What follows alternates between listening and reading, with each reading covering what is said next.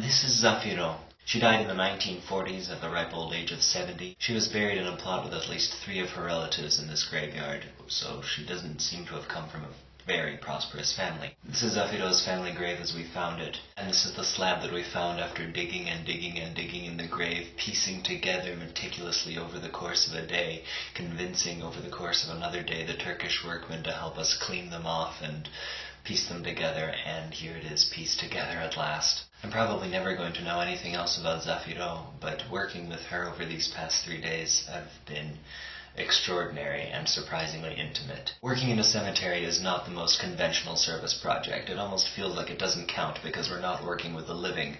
But there is a lot of work to do here in this Greek cemetery where the workmen only really do their job if there's a new arrival, and they don't really do that much with maintenance. That's where we come in as volunteers, doing everything from reducing a 6-month accumulation of garbage to raising and painting and power washing gravestones to painting this barrier that sat around Irini's grave. And the most important part is that we know everybody's name, and we prayed for each of them by name at the end of the day on Wednesday. If you want to tell me this isn't a real service project, think again, because we helped some people this week. And we made some friends this week. And of course the last thing on our minds is the gratitude of the people we're serving. All we know is that we're trying to keep their memory alive. All of this work with this mysterious little island of Greeks has me reaching and reaching for a good analogy for what the Greeks in the diaspora are like.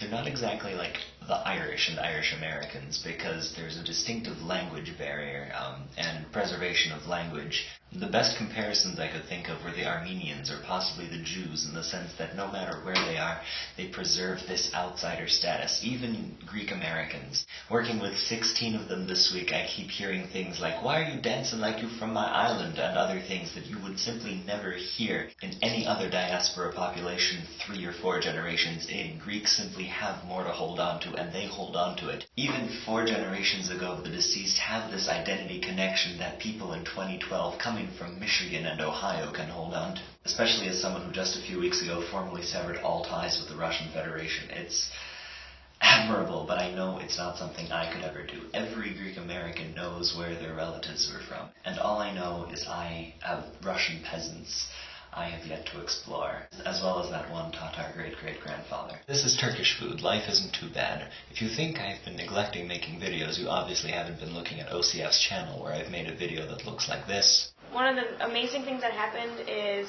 anybody who took communion today received communion from His All Holiness. And a video that looks like this. Share with you a little bit about the woman we were working with yesterday, and her name is Eleni.